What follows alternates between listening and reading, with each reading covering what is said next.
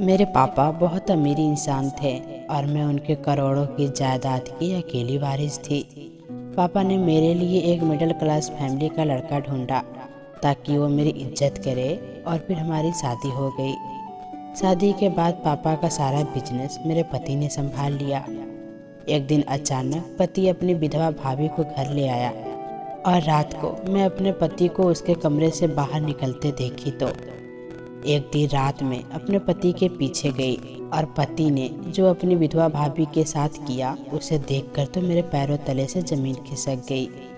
उसे देखकर तो मेरे पैरों तले से जमीन खिसक गई क्योंकि मेरा पति ऑफिस गया हुआ था और मैं घर के नौकरों के पीछे पीछे थी। घर का सारा काम मैं खुद अपनी निगरानी में करवाया करती थी। मुझे सुकून से बैठने की आदत नहीं थी। शादी से पहले मैं अपने पापा का कारोबार उनके साथ मिलकर संभालती थी, लेकिन शादी के बाद मैंने अपने घर को संभालना शुरू कर दिया और कारोबार से खुद को फिक्र करवा लिया था। मेरा पति सुहेल बहुत ही पढ़ा लिखा और काबिल इंसान था। उसने बहुत ही अच्छे तरीके से सारा कारोबार संभाल लिया था और मुझे सभी जिम्मेदारियों से आज़ाद कर दिया।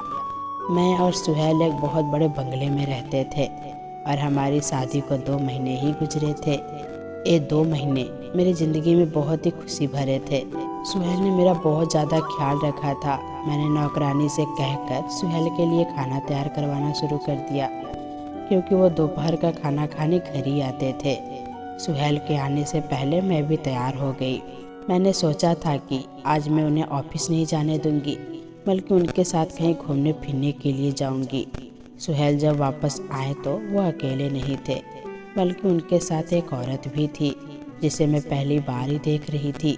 सुहेल ने मुझे बताया कि उनकी विधवा भाभी सीमा है जो अब अकेली घर पर रहती हैं क्योंकि सुहेल के सिवा उनका कोई नहीं है। इसीलिए वो मजबूरन सीमा भाभी को हमारे घर ले आए हैं ताकि वो हमारे साथ रह सके। वो बहुत प्यार और इज्जत से मेरी तरफ देखते हुए पूछे कि नेहा, अगर मैं अपनी भाभी को तुम्हारे घर में रख लूँ तो तुम्हें कोई दिक्कत तो नहीं होगा?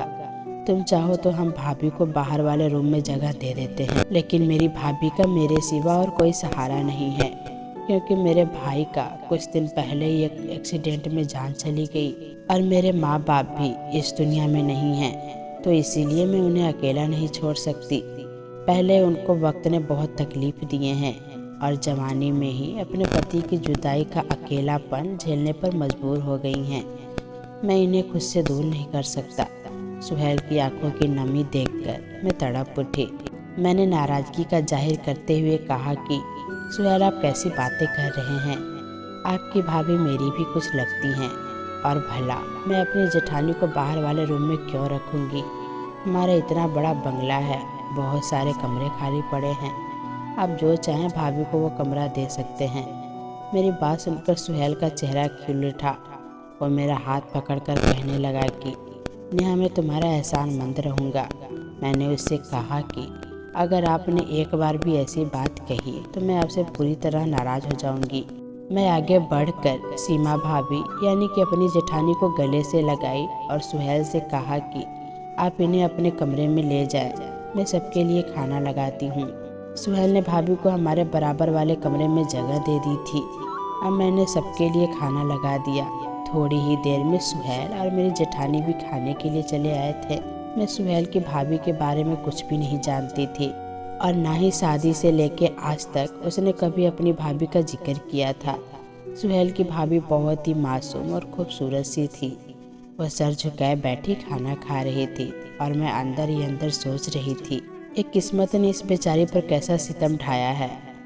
भरी जवानी में ही विधवा हो गई हैं और कोई सहारा भी नहीं बचा। थोड़ी देर के बाद जब सुहेल मेरे कमरे में आए तो मैंने उनसे पूछा कि आपने आज तक कभी भी मुझसे अपने भाभी का जिक्र नहीं किया। आपकी भाभी तो बहुत ही प्यारी हैं। आप मुझे पहले इनके बारे में बताते तो हम खुद उन्हें यहाँ ले आते। वो कहने लगी कि सीमा भाभी ने अपनी पसंद से मेरे भाई से शादी की थी और अपने पापा मम्मी से सारे रिश्ते ख़त्म कर लिए थे और मैं भी काम के सिलसिले में यहाँ तुम्हारे पास आ गया था और हम दोनों की शादी हो गई। फिर मैं एक दिन भाभी से मिलने गया तो वो कहने लगी कि उन्हें यहाँ अकेले अच्छा नहीं लगता, तो मैंने यही फैसला किया है कि मैं उन्हें अपने साथ ले आऊं। मैंने सुहेल के कंधे पर सिर टिकाते हुए कहा कि आप बहुत अच्छे हैं और आपने बिल्कुल ठीक फैसला किया है। आपकी भाभी को हमारे घर में कभी कोई परेशानी नहीं होगी। मैं उनका बहुत ज़्यादा ख्याल रखूंगी। सुहेल मुस्कुराकर कहने लगे कि मुझे तुम पर पूरा भरोसा है। मेरी और सुहेल की शादी मेरे पापा की पसंद से हुई थी। मेरे पापा के ऑफिस में सुहेल एक इंजीनियर की नौकरी करते थे और पापा को उनकी ईमानदारी, मेहनत और काम करने की लगन बहुत ज़्यादा अच्छी लग गई थी। मैं पापा की कंपनी संभालती थी और पापा ऑफिस में बैठते थे। मेरी भी सुहेल से कई बार मुलाकात हुई थी, लेकिन उस वक्त मुझे ये पता नहीं था कि सुहेल मेरी ज़िंदगी के हमसफ़र बन जाएंगे। जब पापा की तबीयत कुछ ख़राब हो गई और पापा को लगा कि अब उन्हें मेरी शादी कर देनी चाहिए ताकि वो मुझे अपने घर में खुश देखकर सुकून हासिल कर सके, तब पापा ने मेरे रिश्ते देखने शुरू कर दिए। अपनी ही बराबरी में रिश्ते देखते देखते कुछ वक्त गुजर गया, लेकिन पापा को कोई लड़का पसंद नहीं आया क्योंकि हम बहुत ज़्यादा अमीर थे और हमारी फैमिलीज में ज़्यादातर लड़के पसंद की शादियाँ करते हैं या फिर गलत हरकतों में हो जाते हैं। फिर न जाने क्यों एक दिन पापा ने अचानक ही सुहेल को मेरे लिए पसंद कर लिया। जब पापा ने मुझे सुहेल के बारे में बताया तो मैं हैरान रह गई क्योंकि वो किसी भी तरह हमारी बराबरी का नहीं था। लेकिन पापा कहने लगे कि बेटा वो एक मिडिल क्लास फैमिली से है और बहुत शरीफ लड़का है। मुझे यकीन है कि वो तुम्हारी इज्जत करेगा और कभी तुम्हारे साथ बुरा करने के बारे में सोचेगा भी नहीं। मैं चाहता हूँ कि तुम्हारी शादी किसी ऐसे इंसान से हो जो तुम्हारी इज्जत करे। सुहेल से अच्छा मुझे और कोई नहीं लगा जिससे मैं तुम्हारा रिश्ता तय कर सकूं। तो मेरे करोड़ों की जायदाद की अकेली वारिस हो। सुहेल एक समझदार और मेहनती इंसान है। वो तुम्हारे साथ मिलकर मेरे कारोबार को भी बहुत आगे ले जाएगा और तुम दोनों एक बहुत अच्छी ज़िंदगी गुजार सकोगे। पापा की इस बात को तो मैं पहले से ही मानती थी। सुहेल एक बहुत ही मेहनती इंसान है। मैंने उसे कंपनी में बहुत ही लगन के साथ काम करते हुए देखा है। पापा ने सुहेल के बारे में जो कुछ पता किया था उसके मुताबिक उसके माँ बाप का मृत्यु हो गया था और वो अकेला ही अपने घर में रहा करता था। ये जानकर तो पापा और भी बेफिक्री हो गए कि उनके साथ कोई रिश्ता नहीं है, इसीलिए उनका सारा वक्त और प्यार मेरे लिए होगा। पापा ने एक दिन मौका देखकर सुहेल से हमारे रिश्ते की बात की तो वो हैरान रह गया। मैंने और सुहेल ने एक दो मुलाकातें की और हमारा रिश्ता पक्का हो गया। और सुहेल के कहने के मुताबिक पापा ने मेरी और उसकी बहुत अच्छे से शादी कर दी। शादी के बाद मैं और सुहेल पापा के दिए हुए बड़े से बंगले में आकर रहने लगे।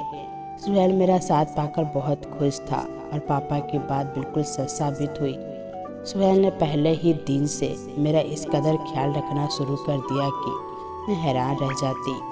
उसका बस चलता तो वो मुझे ज़मीन पर पैर भी न रखने देता। शादी के बाद वो कहने लगा कि तुम घर में आराम करो, ऑफिस और बाकी की जिम्मेदारी मुझ पर छोड़ दो, मैं पापा के साथ मिलकर सब कुछ संभाल लूँगा। मैं बहुत वक्त से पापा के साथ जिम्मेदारियाँ संभाल रही थी और अब थोड़ा सुकून चाहती थी और उसने मुझे सुकून देकर खुश कर दिया था। सुहेल मेहनत से पापा के साथ मिलकर उनका कारोबार संभाल रहा था और मैं पूरी तरह घर गृहस्थी में लग गई। पापा पहले से ज़्यादा बीमार रहने लगे थे। उन्होंने भी सब कुछ सुहेल को ही सौंप दिया।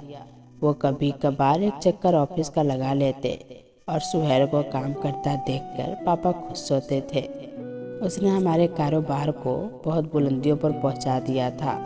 दिन बहुत ही खूबसूरती से गुजर रहे थे और मैं अपनी किस्मत पर खुश थी। और जब सुहेल की भाभी यानी कि मेरी जेठानी हमारी ज़िंदगी में आई तो हम 2 से 3 हो गए। सुहेल हमेशा की तरह दफ्तर चले जाते हैं और मैं घर के कामों के साथ साथ कभी कभार भाभी के कमरे में जाकर उनसे बात कर लिया करती थी क्योंकि वो बहुत ही कम बात करती थी, लेकिन मुझे उनकी आदत मिजाज बहुत अच्छा लगता था। मैं जब भी उनके कमरे में जाती तो वो खामोशी से मेरी बातें सुनती रहती और कुछ नहीं कहती। शायद हालात ने उन्हें बहुत ज़्यादा तकलीफ़ पहुंचाई थी और यह तकलीफ़ मुझे उनकी आंखों में दिखाई देती थी।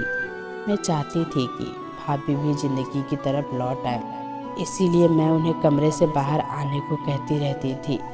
एक दिन जब सुहेल ऑफिस से घर आए तो थोड़ी ही देर बाद भाभी के कमरे से होकर मेरे पास आए और कहने लगे कि नेहा, तुम भाभी के कमरे में ना जाया करो, उन्हें कुछ वक्त के लिए अकेले छोड़ दो, वो खुद ही अपने दुखों से निकल जाएंगी। उन्हें किसी से भी अपने दुख के बारे में बात करना अच्छा नहीं लगता और तुम्हारे बार बार उनसे बात करने से वो परेशान हो गई हैं और यहाँ से जाने की बात करती हैं। यह सुनकर मैं परेशान हो गई कि कहीं सुहेल मुझे गलत ही ना समझ ले, इसीलिए मैंने उसे कहा, क्यों, मैं भाभी के कमरे में क्यों नहीं जाऊंगी, मैं तो बस उन्हें ज़िंदगी की तरफ लौटता हुआ देखना चाहती हूँ। सुहेल मेरा हाथ पकड़कर कहने लगे कि मैं जानता हूँ नेहा, तुम्हारे इरादे बहुत साफ होंगे, लेकिन इस वक्त वो तन्हाई चाहती हैं, इसीलिए उन्हें अकेला ही रहने दो। मैंने सुहेल से वादा किया कि मैं अब भाभी को परेशान नहीं करूँगी। वैसे भी आजकल मेरे पास बहुत ही ज़्यादा काम था। मैं रात को जल्दी सोने लगी थी और सुबह बहुत देर से आँख खुलती थी। सुहेल मेरे उठने से पहले ऑफिस जा चुके होते थे और बहुत कम वक्त में मुझे उनके लिए खाना तैयार करवाना होता था और घर के कामकाज भी देखने होते थे। हर वक्त मुझ पर थकान छाई रहने लगी और मुझसे घर के काम भी ठीक से नहीं होते थे, जबकि काम तो नौकरों को ही करने होते थे। मैं सिर्फ नज़र रखती थी। मैं ज़्यादातर वक्त अपने कमरे में गुजारने लगी थी क्योंकि थोड़ी देर में ही मैं थक कर चूर हो जाती। शादी पर मैं अपनी पुरानी मेड को अपने साथ ले आई थी और मुझे उन पर पूरा भरोसा था, इसीलिए मैंने घर की जिम्मेदारी उन्हें सौंप दी। अब खुद आराम करने लगी। मैं कहीं भी लेटती हुई सो जाती थी, जबकि पहले ऐसा नहीं था। मैं पापा के साथ कंपनी भी संभालती थी और घर भी, लेकिन कभी भी थकान का एहसास नहीं होता था। तबीयत इतनी अजीब रहने लगी थी कि मैं रात में कॉफ़ी पीना भी कम कर दी थी, जबकि कॉफ़ी के बगैर मैं कभी सोती नहीं थी। सुहेल से मैंने यही बात कही तो वो कहने लगा कि मौसम बदल रहा है, शायद इसीलिए तुम्हें ऐसा एहसास हो रहा है। अच्छा है, तुम ज़्यादा आराम किया करो। वो इतनी मोहब्बत से मुझसे बात करते हैं कि मैं सारा प्रॉब्लम भूल जाती हूँ और उनकी आंखों में देखने लगती हूँ। मैंने अब भाभी के कमरे में जाना बिल्कुल छोड़ दिया था। वो खाना भी अकेले अपने कमरे में खाती थी, इसीलिए मुझे उनकी शक्ल भी दिखाई नहीं देती थी।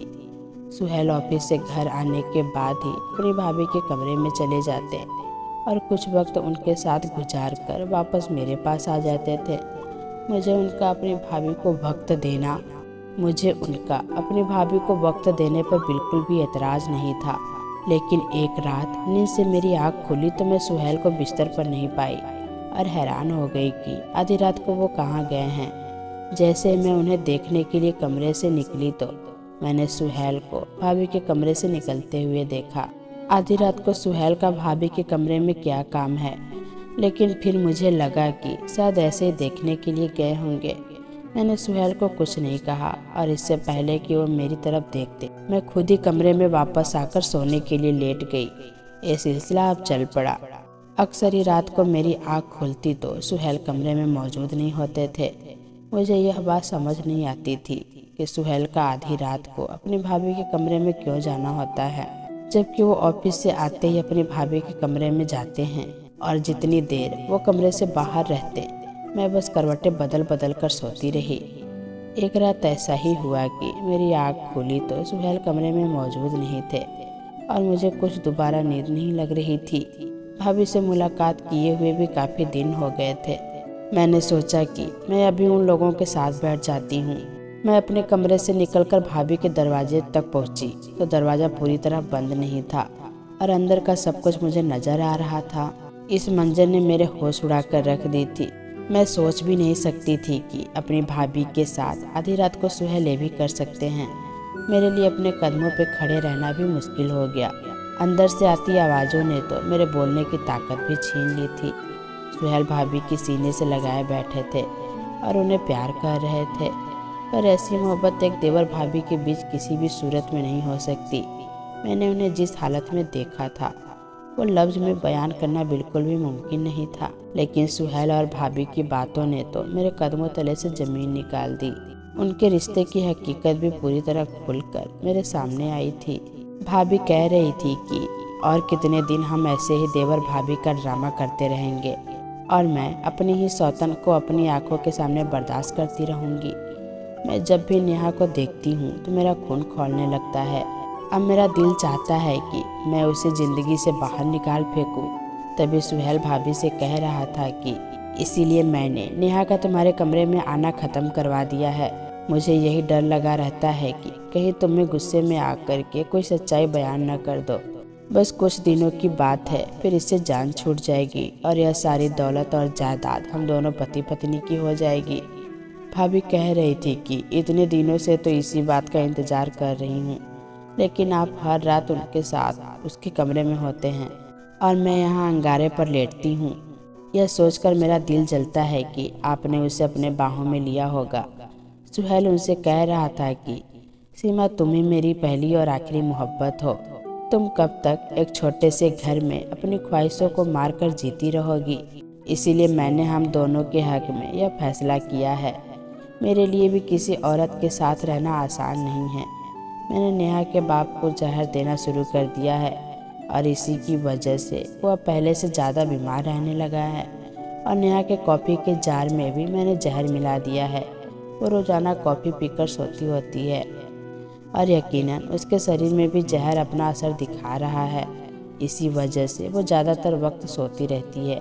मैं भी इसीलिए इतनी आसानी से तुम्हारे पास आ जाता हूँ, क्योंकि मुझे पता है कि वो एक बार सो जाएगी तो फिर सुबह ही उठेगी। बस कुछ दिन और बर्दाश्त कर लो, फिर नेहा और उसके बाप का किस्सा हमेशा के लिए ख़त्म हो जाएगा और हम दोनों आलीशान बंगले में एक साथ ज़िंदगी गुजारेंगे। वो सीमा से अपनी बेतहाशा मोहब्बत का पूरी तरह इजहार कर रहा था और मैं उदासी की हालत में दरवाजे की टेक लगाए खड़ी थी। मैं कैसे यकीन कर लेती कि मेरे पापा ने जिसे सीधा साधा और शरीफ इंसान समझकर मेरे लिए पसंद किया था, वो इस कदर धोखेबाज था। सुहेल के लिए मैं सिर्फ और सिर्फ एक प्राइस ब्रांड थी, जिसके जरिए वो अपनी ज़िंदगी बदलना चाहता था।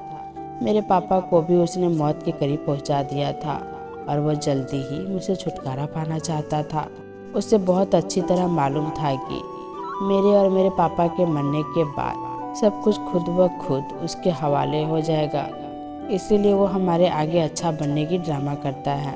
मुझे एकदम चक्कर सा महसूस होने लगा। शरीर में कमजोरी तो बहुत ही दिनों से थी, इसीलिए मैं लड़खड़ा गई। सुहेल को और सीमा को मेरी मौजूदगी का एहसास हो गया। जैसे उन दोनों की नज़र मुझ पर पड़ी तो उनके चेहरे का रंग बदल गया। सुहेल को तो इस बात का पता ही नहीं चला था कि मैं पिछले कुछ दिनों से कॉफ़ी नहीं पी रही हूँ और शायद इसीलिए मुझे रात को नींद नहीं आती थी, जबकि मैं सुबह कॉफ़ी पीती और सारा दिन नशे में रहती। सुहेल हैरत से कहने लगा कि नेहा, तुम यहाँ क्या कर रही हो? मैं तो भाभी को देखने के लिए आया था। सुहेल को महसूस नहीं हुआ था कि मैंने उन दोनों की सारी बातें सुन ली है। मैंने उन्हें एक साथ देख लिया है। ये सही वक्त नहीं था कि मैं सुहेल को यह बताती कि मैं सच्चाई जान गई हूँ। इसीलिए मैंने झूठ का सहारा लिया और सुहेल से कहा कि मुझे नींद आ रही है और सुहेल से कहा कि मुझे नींद नहीं आ रही थी, इसीलिए मैं उसे बुलाने के लिए आई हूँ। सुहेल मरे मरे कदमों के साथ मेरे साथ कमरे में लौट गया। सारी रात मैंने बहुत मुश्किल से अपने आंसुओं को रोक कर रखा था। मैं सुहेल को बहुत ज़्यादा मोहब्बत करने लगी थी। मैंने दिल से उसे अपना माना था, लेकिन उसने मेरे एतबार को तबाह कर दिया था। सुबह होते ही सुहेल ऑफिस के लिए निकल गया और मैंने मौका देखकर पुलिस को फ़ोन मिलाया, जो मेरे पापा के दोस्त थे। मैंने रोते हुए उन्हें सारी हकीकत बताई और उन्होंने यकीन दिलाया कि वो यह सब कुछ ठीक कर देंगे। और थोड़ी ही देर में कुछ पुलिस हमारे घर चले आए और सबसे पहले सीमा को कमरे में बंद कर दिया। मेरी कॉफ़ी के जार को अपने कब्जे में लेकर उन्होंने उसका टेस्ट करवाने के लिए भेज दिया कि वो यह साबित कर सके कि सुहेल ने मुझे जहर देने की कोशिश की है। एक लेडीज कांस्टेबल को बुलाकर सीमा से भी पूछताछ कर दी गई, तो वो भी किसी रट्टू तोते की तरह सच बोलती गई। सुहेल जानता था कि मेरे पापा मेरे लिए रिश्ता देख रहे हैं, इसीलिए उसने सबसे पहले सीमा को छोड़कर एक दूसरा घर किराए पर लिया था और जानबूझकर पापा की नज़रों के आगे हीरो बन गया था। कुछ उसकी किस्मत रंग दिखा गई और पापा को अपने जाल में फंसाने में वो कामयाब हो गया था। सीमा और सुहेल ने एक दूसरे से लव मैरिज की थी और अब वो दोनों गरीबों के हाथों तंग आ चुके थे और एक अच्छी ज़िंदगी गुजारना चाहते थे, जिसके लिए उन्होंने मेरी ज़िंदगी बर्बाद करने का फैसला किया था। सुहेल इस तरह आगे बढ़ गया कि उसने मेरी और मेरे बाप की जान लेने को भी मुश्किल नहीं समझा। सीमा के बयान ने सारे मामले को इस कदर आसान बना दिया था कि पुलिस ने फौरन ही सुहेल को भी गिरफ्तार कर लिया। मैंने मुकदमा दायर कर दिया था और अपने पापा का इलाज करवाना शुरू कर दिया। उनके शरीर में काफ़ी जहर जा चुका था, जिसकी वजह से वो बिस्तर पर पड़ गए थे। आज सुहेल और सीमा जेल की सलाखों के पीछे थे और अपने लालच का अंजाम भुगत रहे थे। मैंने और पापा ने नए सिरे से कारोबार को देखना शुरू कर दिया था और हम अपनी ज़िंदगी में आगे बढ़ गए थे। कभी कभी कुछ लोग जैसे दिखाई देते हैं वैसे बिल्कुल भी नहीं होते हैं, इसीलिए अपनी बेटियों की किस्मत का फैसला करते हुए अच्छी तरह छानबीन जरूर करनी चाहिए। तो दोस्तों, कैसी लगी ये कहानी कमेंट बॉक्स में ज़रूर बताइएगा। फिर मिलेंगे दोस्तों अगली वीडियो के साथ। तब तक के लिए अपना ख्याल रखना।